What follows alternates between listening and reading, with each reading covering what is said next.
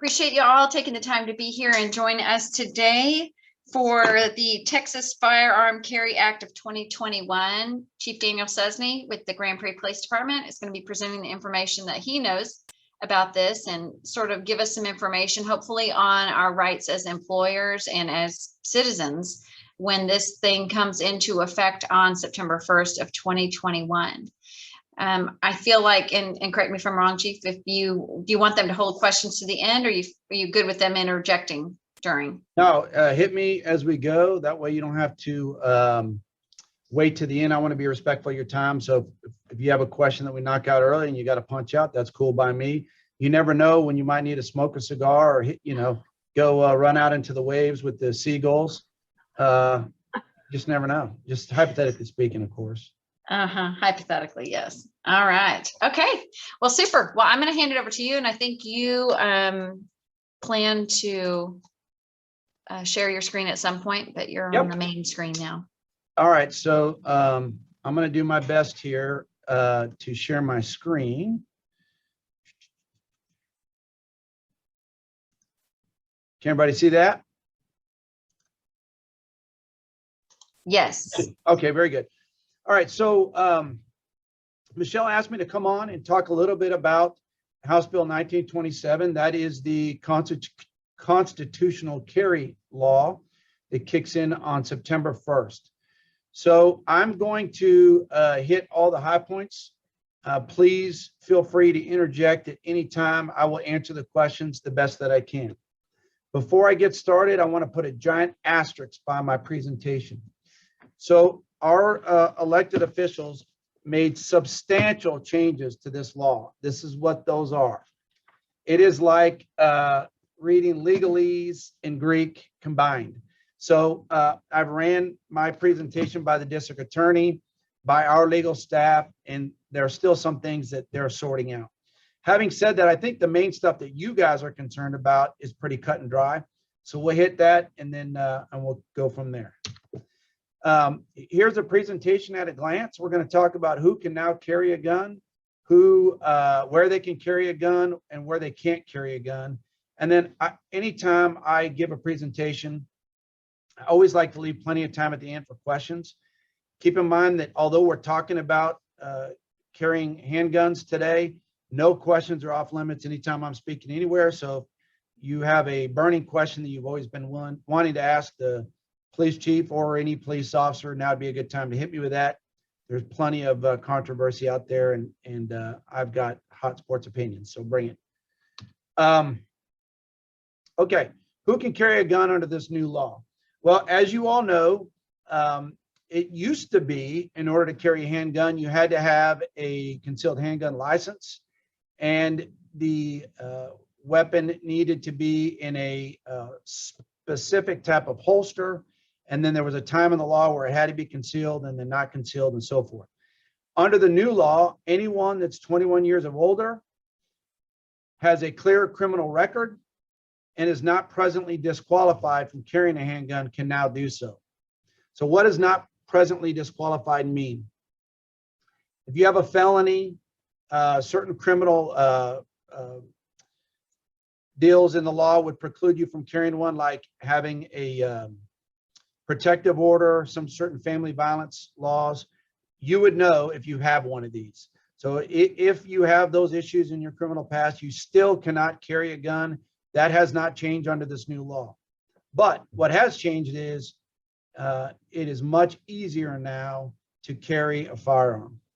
By the way, I'm going to try to do my best to hold back my personal opinion on this new law. Although if anybody asks me directly, I'll be glad to give it to you. All right, so what has changed about the holsters?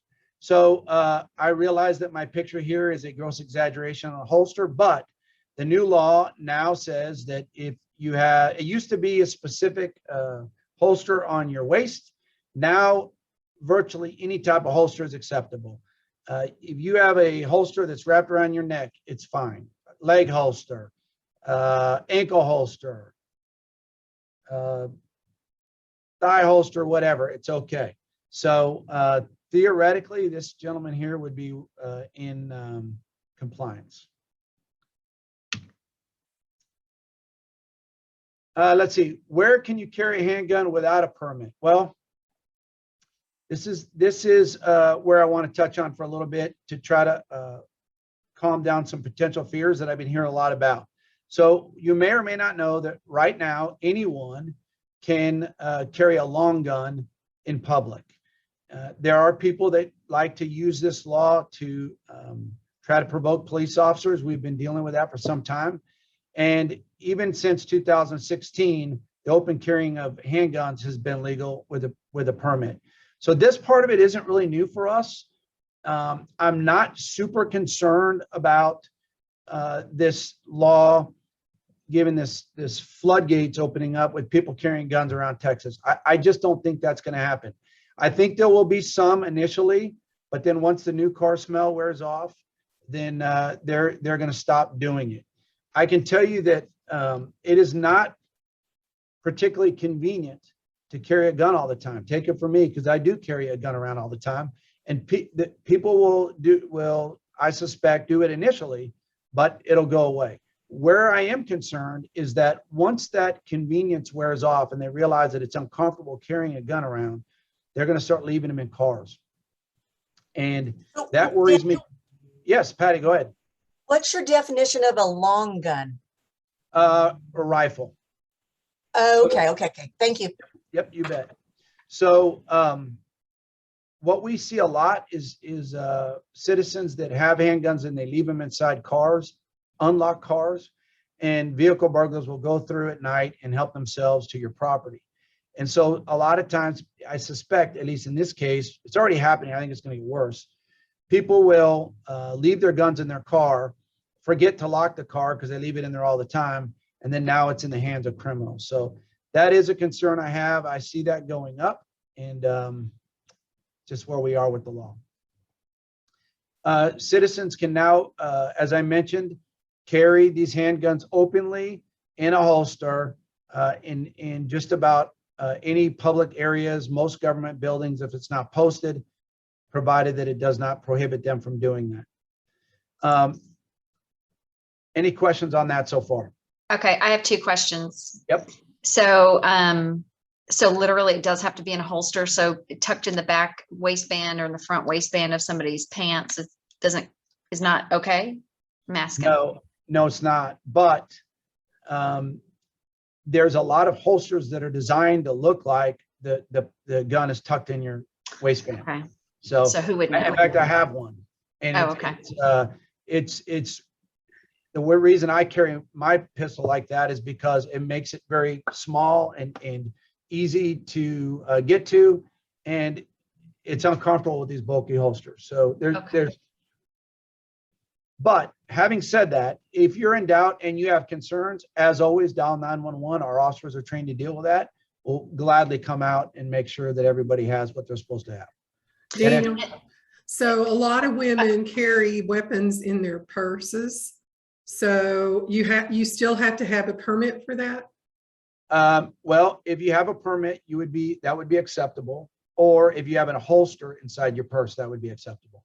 Okay. So the other question I had real quick, Daniel, was I assume you're going to get to it about businesses and the ability to prohibit them. So I'll leave it be. Yep, I think that's next. That's not next, but it's coming. Hang in there. First, you have to see all my jazzy graphics, Michelle. So there is no meaningful change to the locations where guns are banned. So you still can't carry them to the airport, can't carry them into bars, schools, polling places, correctional facilities, racetracks, amusement parks, so forth. I don't think anybody on the call owns a bar, but if you do, all the 51% rules still apply. Any questions on that? I see that there's questions in the chat room. If you'd help me with that, Michelle, that'd be great, because I'm having a hard time pulling those up. Chief. Yep. And this, it's Marcella here from Children Hi. First. Probably like the best nonprofit of all time. Sorry. Go ahead. Look, so where do we fit in? Because this is a new subject to me. I had never really dove into this arena before. Do we fit under the category of banned? Yeah. So what we're going to need to do is get some signage for children first, not unlike what our private businesses will have to do. And that segues very well into Michelle's question, which is, can private businesses still ban guns? The answer is yes. You can. You have full span of control over your business, and you can do that in a number of ways. So these two signs that I have here, the 30-06 and 30-07 signage is the current signage that's required. I would not be at all surprised if that gets tweaked as we go along. But if anybody is bored and wants to see where you can find all that, it's 46.15, the Texas Penal Code. I would recommend pulling that out if you are tired and need to fall asleep, or if you are a law nerd. Either way, that's where you'll find it. But the long and short of it is, you can absolutely keep individuals from carrying a gun in your business. You can do that one of two ways. You can either have the proper signage posted, and as I mentioned, I expect that to change, but this is the current signage as it stands today. Or you can give them verbal notice. If you give them verbal notice, they have to leave. If you give them notice and they refuse to leave, the penalty for violating this law is enhanced. So Marcella, Children First would fall under this. They would probably also fall under some of the provisions that deal with gun-free zones with children and so forth. But don't hold me to that. I need to do a little homework on that. But for sure, if you put signage up, you'll be in good shape. Any questions on that? There's a question actually in the chat. It says, it's from Cheryl Allgood over at the RJC. She says, we have an open bar at RJC events. How does the law apply to us? Yeah, so only if 51% of your business is derived from the sales of alcohol or spirits would it trigger certain parts of the law. I can tell you RJC does not fall under that particular category. Well, I don't know that for sure, but I'm going to bet that it's the majority of the revenue is through renting of the venue. But you can still absolutely post the signage and be just fine. That answer the question? Okay. Hey, Chief, it's Martin. Hey. Hey, Wendy and I are both license holders, and I remember going through the training and understanding that not just any sign will do or hold up with law. I mean, you can't just put up the gun with the little cross symbol on it and know that that's going to hold water. So, yep. I mean, is that still the case? I mean, you have to have the proper signage, the proper font, and all that. Yeah. So thank you for the question. The answer is yes, and that's where you can find that particular verbiage. The letters have to be 1-inch block letters. Has to be contrasting colors. Has to be both in English and Spanish. These two signs I have in the presentation are legal signs. Excuse me. But the reason I put an asterisk next to that, Martin, is because since the law has been really substantially changed, so too may be the signage. And quite honestly, they're still sorting that out. So my advice to you today would be, if you don't want somebody coming in, use the current signage that you know is legal, and then we'll adjust it as we go. But, you know, I can't even get the district attorney himself to give me a solid answer on that question. Any other questions? Okay. Let's see. I have a question, officer. Yep, you bet. I was a registered nurse, and most of my experience was in an intensive care unit in a trauma center. So I have so much experience seeing patients who becomes violent because of psychiatric drugs, and mostly psychiatric drugs. So I don't know if you have heard, but there is a group called Citizens Commission on Human Rights. And they've been following up all of the violent shooting, like school shooting, that these people or these teenagers are actually on psychiatric drugs. Now, my concern with this is, are they going to be examining these people who may be on this kind of psych drugs, because psych drugs causes hallucinations. It causes delusions. And when a person is hallucinating, I'm seeing you as a nice officer. But when I'm on psych drugs and I'm hallucinating, I see you as a monster ready to attack me. So my natural defense would be to attack you too. And that's how psychiatric drugs affect people. So my question is, are they going to screen people who are on some form of mind-altering drugs? Because this is scary. All right, let me make sure I understand your question. Nina, are you asking me if the state of Texas or anyone is going to screen those who are on psychiatric drugs before they can legally carry a gun? Yeah, I think so. That's the way I would phrase my question. Or The answer is no. They Wow. are not. this is No. Now, let me. There's some small caveats there. If they've gone to a if they've been committed to a psychiatric hospital, that would preclude them from buying a gun. But ma'am, there is nothing in the law that would preclude them from obtaining a gun from someone else, provided they're 21 years old, provided they have a clear criminal history, or and that they are not already precluded. So again, certain individuals that have been diagnosed with psychiatric illnesses are precluded from carrying a gun. But I think what you're talking about is somewhere between somebody that is kind of sorting out their mental illness and initially getting on some medication, and someone that's actually been committed to a mental facility. There's a big span of folks in there, right? Probably the majority of the people suffering. And the answer is there is no mechanism in place right now. I'm going to try not to get on a soapbox here because I can tell you there's a lot of police chiefs that have strong opinions about this law. So the short answer is no. okay. Thank you. You bet. One other thing, getting back to Martin's question, Martin, as it relates to signage, remember that you can already today, you can use a verbal notice. So if you go out there and you don't want someone in your business that's got a gun and you don't have the signage in place, that's okay. You just tell them you can't be in here with a gun and they have to comply.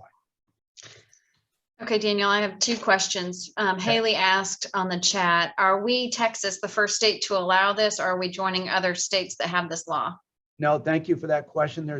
There's already at least 20 other states that have this law.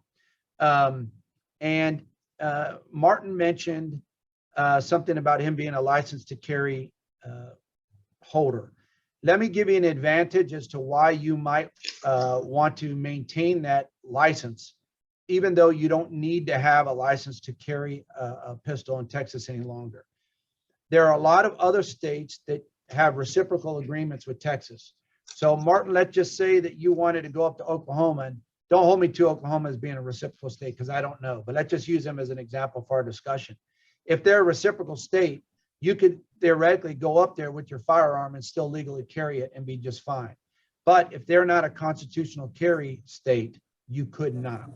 So that's just one advantage. Also, carrying having a license carry will allow you into certain areas that a constitutional carry person cannot. And so again, there is an advantage. A significant disadvantage to this law, in my opinion, and this is solely my opinion. One, I think Nina brought up a very good point about our mental health, those suffering from mental health issues, but also keep in mind that the Department of Public Safety historically had turned down at least several thousand people a year who did not qualify to carry a firearm. Those individuals now do qualify under the law. Okay, Daniel, I have a question for you. Sorry. Sure. No, keep them coming. So, and you may get to this, so put me off if you are. So I'm thinking of like of Martin's business where he has employees that are going into homes. Now he can tell the people that come in, whether they're employees or customers, and they come into his business building, not to carry guns if he wants. But what about any kind of ruling over his employees while they're under his under working hours, going to other people's homes? All right, so you're talking about two different things here. Okay. So Martin or any business owner has the legal right to set their own policies and procedures. But keep in mind that we're talking about criminal law versus your employment law. So Okay. Martin could say, from this day forward, no one may carry a firearm while on duty. And if they violate that rule, they could be subject to termination. Right. But what they would not be able to do, or what I couldn't do, is go after them criminally for carrying a firearm while on duty for Martin, provided that they met all the rules and regulations I set forth. That makes sense. Yes. Yep. Okay. Thank you. You're welcome.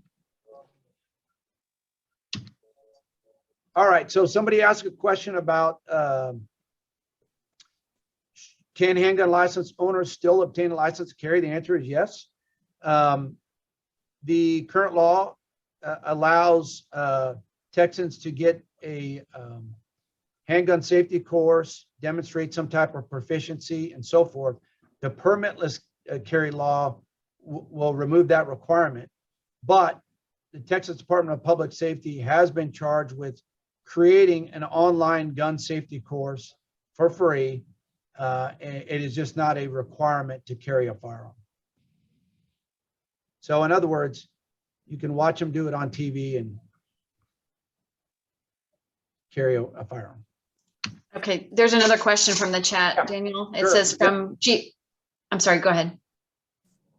No, lay it on me. Oh, You got a okay. question?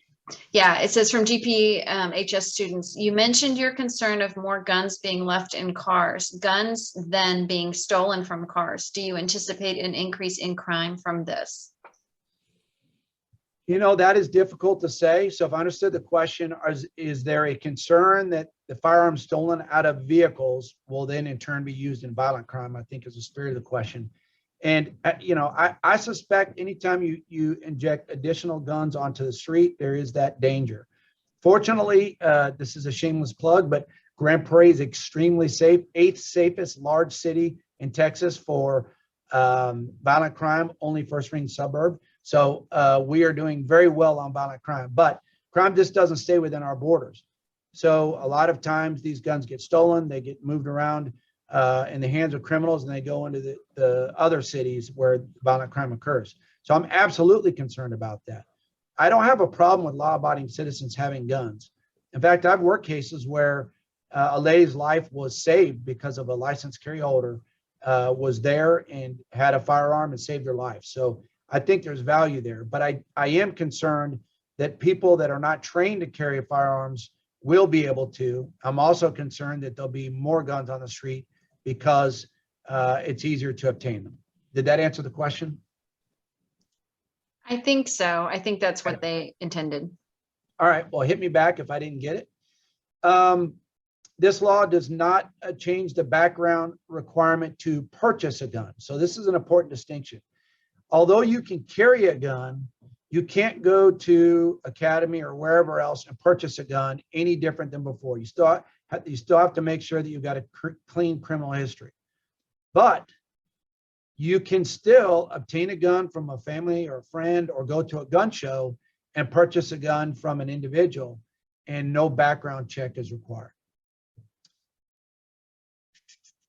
Let's see what else. I think I covered all those things. That's it in a nutshell. All right. I know I've been hitting many questions, but now's your chance to hit me with anything and everything gun related, or what your police department is doing, what you like, what you don't like. Fire your arrows away. So I have a Daniel, question. Sure. Go ahead, Me? Greg. Yeah, haven't they tried to make that a law about having to do background checks at gun shows? I've been to a few gun shows. There's a lot of spooky people there. Yes, they've tried to make that a law. Will they try it again? You know, I'm sorry for my brevity, Greg. I can just tell you that the politicians get in there and sometimes I just shake my head, man. I don't know. I hope so. I think that that's a loophole that if you were to ask 99% of the citizens in our country whether or not that should be closed, I think they would agree that it should be. 99% percentage is something I just pulled out of the air and is a non-scientific study. But I just think it's something we can all agree that guns in the hands of criminals is a bad idea. But as it stands today, that is not a legal requirement. And so you can absolutely go to a gun show and hook up with one of those spooky folks. And if you can agree on a price, you can exchange the gun for monetary value. What's So- the stance, Daniel, on city buildings? Are they automatically excluded or each one has to post their own little sign? So public areas of city buildings would be allowed. City council chambers, probably not. Certainly not for open carry, probably not for licensed carry, but they're still debating that based on the verbiage. So I can tell you that you cannot go into city council with a long gun or open carry, but maybe licensed carry. And then, lobbies, things like that of government buildings as of right now are legal. Now, having said that, we intend to post everywhere just so that the lawyers can fight that out later on. But right now you can come in our building with a handgun. You can't get into the secured area provided you have the signage and you have proper lockers and that sort of thing. Okay, there are a couple of questions that are posted to the chat. Sure. One was curious as to who has pushed this law and maybe why. Do you have any clue? Yeah, I can't answer that. Okay. I don't know. I can tell you that when it comes to firearms, there's a lot of money surrounding that on both sides of the aisle. And I will tell you that your major city police chiefs in Texas were not in favor of this iteration of the law. And then I had a question too. Would you recommend, it kind of sounds like you maybe do, would you recommend going ahead and getting the license anyway Yes. now? Okay. Yeah, I think so would. too. I absolutely would, because you have an extended amount of privileges under the law if you have a license. Okay. So this law, as I mentioned, I think I was showing some of you before you logged on, there's 46 pages of the legal size or paper. And there's all kinds of goodies carved out for license holders. So I would recommend it. It's not legally required, but I would recommend it. Not to mention you get good training. Right. I have a comment and a question. So comment wise, I got to tell you, there's so much more that I know now going through that course and obtaining that license than I ever did before. Just the thought of understanding that at the end of every one of those single projectiles is a potential lawsuit, a change in your life, just having someone sit there and beat that in your head about, you just have to know. I mean, you can be all this and that, but you have to know that at the end of every one of those single projectiles is a change in your life that, and so whether it hits anything or not, it's going to alter your life in one way or another. And understanding that, and this is somebody who, with responsibilities that I have at church and whatnot, I'm in the gun range at least once a month to make sure that it is, that it's something that's going to be safe for me and others.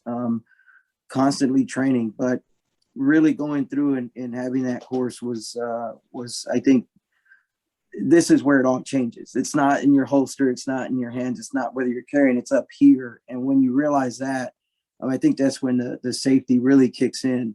The second part of that is part of that same training. Are there any changes in how you would approach a traffic stop? Because, say after this, right? So now are your officers being trained to approach a traffic stop any differently? Or I know both of my licenses come out when I know what I have, right? So I know what I'm supposed to do, but now we have people out there that don't know. So is that going to change in any way? No, Martin, I don't think so. So to answer your second question first, and then I'll address your comment. No, our officers are trained to look for firearms on every stop. We're very careful. We try to approach it in a position of a tactical advantage while still presenting a very positive demeanor, so the person we interact with doesn't know that we're concerned about weapons. We want them to feel very comfortable and safe in our city. It is a very delicate balance. But no, because there's already tons of guns on the street that we take off criminals all day, every day. So I don't see that changing. I will tell you, we do appreciate very much when a license holder is very transparent about having that license, because it tells the officer right away that you have a person in front of you that doesn't have a criminal history. So that helps set the tone a little bit for us. I'll also tell you, getting back to your comment, you discussed a lot of things about the training that you received. And I think it's worth underscoring that a lot of people don't understand the liability they incur when they are carrying that weapon around. And, I tell my staff, we are, our job is to protect the public. But I will tell you, when I'm off duty, obviously, if I see something unfolding in front of me, my job is to help intervene. But I would tell others, a pistol is a defensive weapon. You don't want to go to a gunfight with a pistol. I'm just going to tell you that right now. I know that sounds a little bit contrary to you seeing your officers walking around on the street with pistols all day long, but that is not the weapon you want to go to a gunfight in. A long gun is, right? So what I worry about is we're going to have a lot more John Waynes on the street that are going to try to interject themselves into a really bad situation, being poorly trained and not equipped to handle what the sandwich they're taking a bite of. And I worry that without having any training, that when the police arrive, that we're not going to be able to quickly differentiate between who the good guys are, who the crooks are, and we might inadvertently hurt somebody thinking that we're defending someone else. Yeah, and I think that's exactly right. More than half of the training that I have is wrapped around after the incident happens, and understanding that anyone down the hallway that has just been feeling an opportunity, waiting out an opportunity to come in and be able to save someone, comes around the corner. I actually, help control the situation. The individual, the suspect, the bad guy is down. They come around the corner and see me, and there he is. And now I'm in trouble, because like you said, you'll have a John Wayne around the corner who wants to come around and say, man, I got to use this now, Yep. And more than half of what we do is just trying to limit that exposure, trying to make sure that if something does happen, we're not seen as the bad guy. Right. Yeah, I think it's a real issue. I also get concerned about, weapons being taken away from people because they don't have proper training and being used against them and so forth. For full transparency, I am not an anti-gun guy. I've got my share, believe me.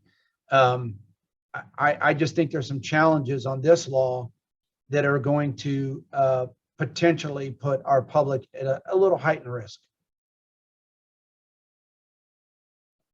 Any other questions? I have a question and a comment, officer, if you won't mind. Yes, please. I grew up with uncles who are police officers, and so I feel so secure. No gun violence, because they are all responsible and are not on drugs. And I do appreciate all of you police officers of what you're doing out there. I have a high respect to all of you, sir. Thank you. You're welcome. Now, my question is, do you believe that if we educate the public on the dangers of drugs, can we lessen the crime of this, out of this situation? Well, I could tell you that's a very tall order. Nancy Reagan tried it. We have a number of programs that we've tried over the years, everything from DARE and others. And I think there's no downside to awareness on all the terrible things that surround drug abuse. Not just, I think the spirit of your question has to do with mental health, but I think there's a lot of other concerns around drug abuse. Do I think that's going to have a significant impact on this particular law? That's very difficult to say, Nina. I don't feel comfortable saying. You can count me in on anything that will help keep kids off drugs, keep people from addiction, any of those things. It's all good. And mixing firearms with those that are using drugs is a recipe for disaster. So any public awareness would be great. Okay. I'm actually the executive director of Drug Free World North Texas. That's why I am very interested with this. And this is my community volunteer work. I work with police officers basically, and also like they go out and educate the people. So I would like to present to you, sir, the materials that we can actually help the public, if you won't mind, and please direct me to who I need to talk to. Sure. So I just put in the chat. I think hang on a minute. Well, I'm trying to put in the chat. There it goes. My direct phone number. I'd love to have any information you have. Full disclosure, Nina, let me just tell you what my parameters are. Yes. Before I change course, I only go after evidence-based practices. So I can tell you that law enforcement went down the DARE path for many, many years. And all the studies I've read have shown that it wasn't effective. So I'm interested in any and all ideas that will help keep our kids off drugs, but I want evidence-based stuff, good, meaningful, tangible stuff that make a difference, rather than just, things that don't work. So I'm not suggesting your program doesn't work, by the way. I think I would bet we're on the same page, but I thought that was worth sharing with the class. Sure, absolutely. And thank you. I will call you, sir. Sure. Any other questions? Nobody else has anything? Oh. Yeah, I had one. Yes, sir. Are carriers under the new law still required to inform an officer that they're in possession of a firearm? Is that out as well? And if not, do you still believe that's prudent action? Part two, yes. Always let an officer know if you got a firearm. And we're not used to it, Stacy. So I'll tell you that when a citizen tells an officer, hey, I've got a firearm, here's my license, and it's in the glove box or it's on my waist, I can tell you that most carriers, concealed handgun license carriers, that's not what it's called anymore, LTCs, they think that it makes us nervous. It's quite the contrary. What it does for us is give us some reassurance that we know that here's a person that is not looking to hurt us. They're a law-abiding citizen, and our temperature goes way down. So I would absolutely tell you to do that. Whether or not it's still required, I would say I can't find anything in there that says that it's a requirement under the constitutional carry provision, but I also can't see where it's been pulled out for the licensed carriers. So as of now, I would highly recommend that you continue to do that. Whether or not a district attorney would ever take a case against you for not, I think is slim to none. As a matter of fact, they've also changed the law to where if you had been previously convicted for unlawfully carrying a weapon, that is now going to be expunged.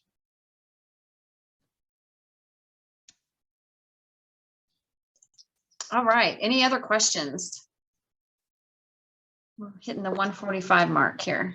Yeah, I'd just like to say thank you, Chief, for all you do and for having something like this for us. It really does help kind of clear the air for anybody that had questions. I mean, we get to go back and share this with those that we know that maybe had questions or come up with it. So I really appreciate all you do and keeping us informed. That's kind of you to say that. Thank you, Martin. Likewise, I appreciate all you do for our community. And if there's any attorneys on the call, I'm going to have to give you an air smack for this law because it is, you represent all the attorneys. It's your fault. I'm just kidding, of course. I don't think we have any. Okay, all right, y'all.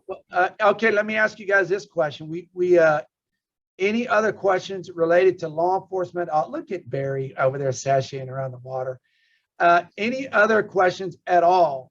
Not just unique to this particular law, but anything law enforcement related that you have questions about?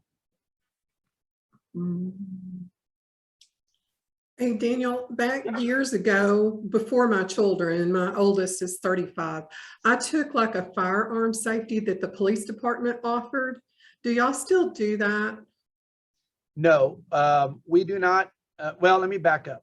Yes and no. We have a firearms course that's a part of our Citizens Police Academy, which I would highly recommend to everybody. What I'm not comfortable doing is bringing somebody in for a few days, showing them how to use the weapon and then sending them off. I want them to have the entire body of understanding.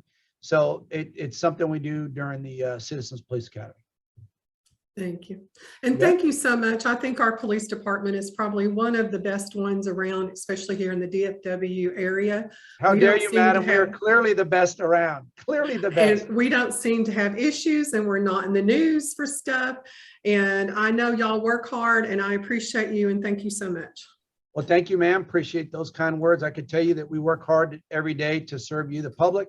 And we are even expanding our abilities to try to catch West African banded cobras. So we are an all service organization. I think I saw a question by Miss Cerna down there, but maybe she put her hand down. Does anybody else have questions?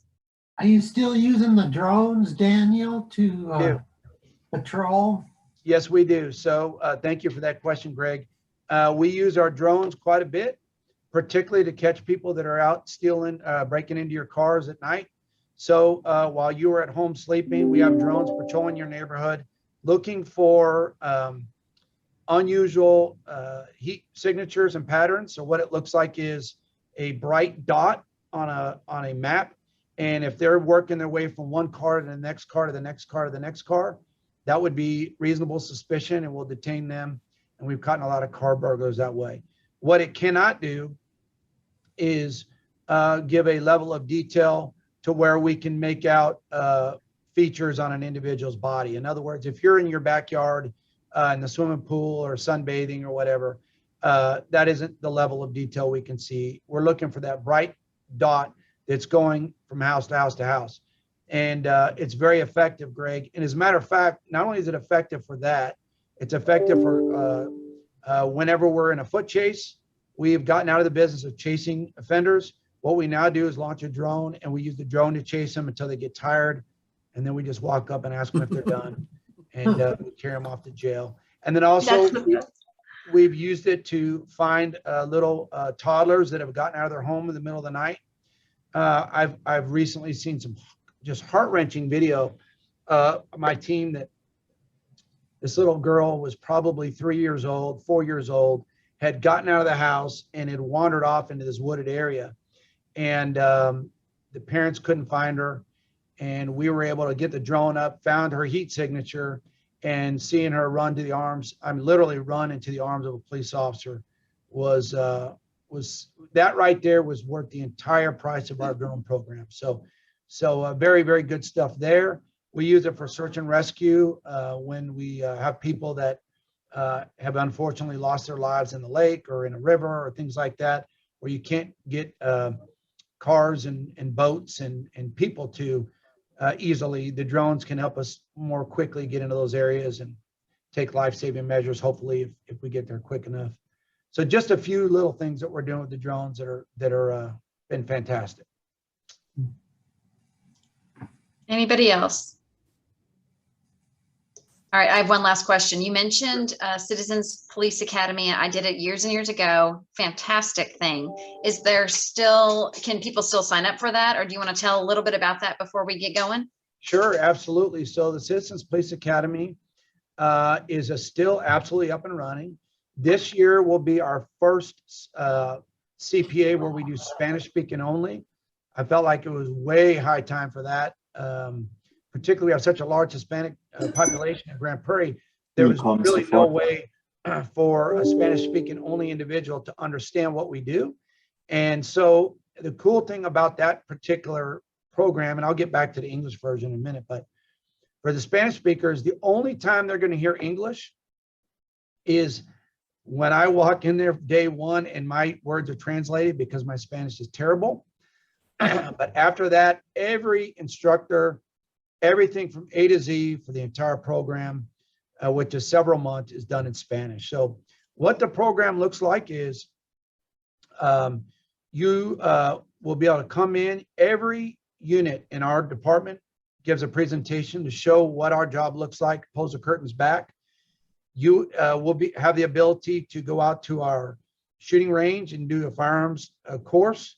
You get to drive the police cars on the track and learn how we do high-speed driving.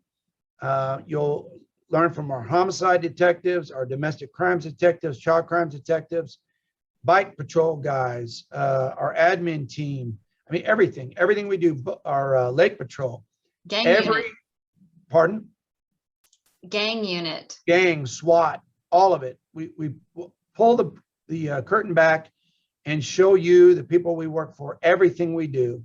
So you'll have a very good working knowledge of how we do, what we do, why we do it. And so, yes, I don't have the dates at the tip of my tongue. I apologize to you for that, but call me. My number's in the chat, and we'll get that information to you if you're interested. Awesome. That was, it was a great experience. Kay Gilbert says that she and her husband did it a couple of years ago and really loved it. You have to be a citizen of Grand Prairie, correct? And you also get a background check done before you're in it. And it's That's usually right. 3 hours a night, and it's like once a month, I believe, right? Unlike the state of Texas, I'm going to check your background before I hand you a pistol, ladies and gentlemen. Sorry. I don't know. I passed it, Daniel, so we'll see. I'm taking We it. this may week. have fudged the numbers for you, Patty. I'm not sure. I got to go back and check. But no, yes, we do a background check for obvious reasons. We talk about very sensitive law enforcement strategies.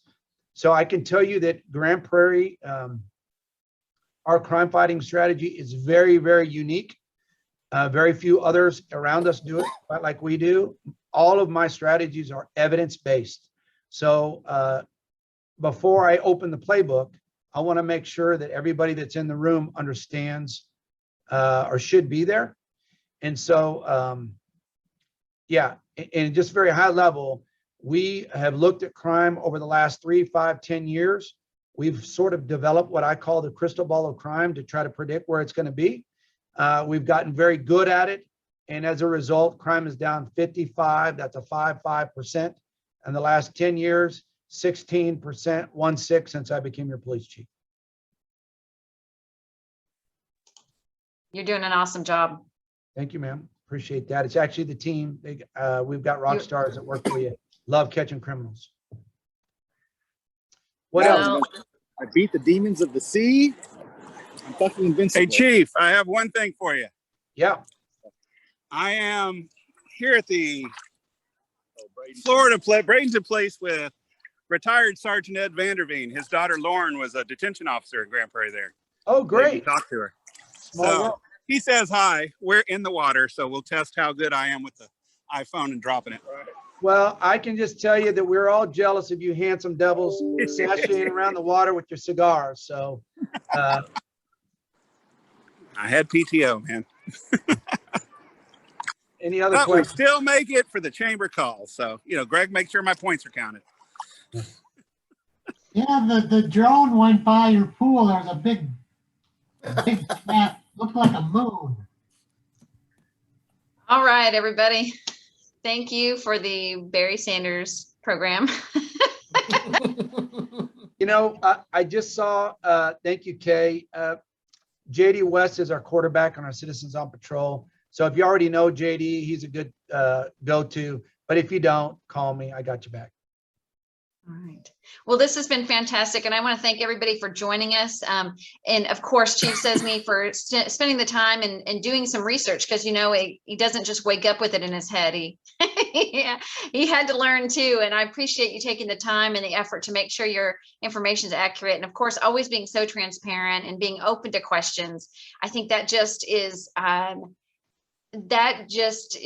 what our police department is about. I mean, and if it wasn't like that before you got there, it certainly is that way now. I feel like we're all feel very comfortable with you and all of your officers, and knowing that, there's nothing hidden in our community, and that you guys are available and accessible. And I mean, I don't think I can say anything more than that. Just fantastic. So thank you so much for taking the time. And this event has been recorded. So if you've missed anything, or if you need to see Barry and his friends out in the water again later, maybe I'll leave that part on. You can catch that on our YouTube channel.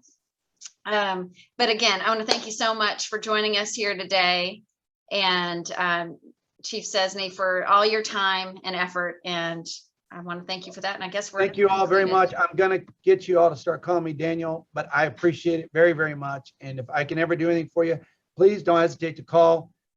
In case the chat is not visible on the rewind recorded version, it's my phone number is 972-237-8713. Again, 972-237-8713. If I don't answer that myself, then Melinda, the person that really runs a police department, will answer it, and she'll get you to me. And Marcella Perez is just pointing out again to make sure to join the National Night Out event that you guys are having. And that's Thursday, Yes, right? thank you, Marcella, for the shout out. On Saturday, we have a kickoff party for National Night Out. Extra credit for Marcella. It's going to be right out there, and it's going to have a live, we'll have a DJ. We're going to have tons of stuff for the kids. The train that you drive around, driven by a police officer. We've got petting zoo, our old timey cars. It'll be fun. And then on October 5th, everybody knows, is National Night Out, where you get out in your communities. Children First will be having an event where you can just come by and say hi, or get out in your own community, and I will drop by. Wonderful. Thanks, everybody. Thank you, Daniel, for everything. And we'll see you guys all later. Hope you have a fantastic week. Bye, guys. Have a great Chief. one.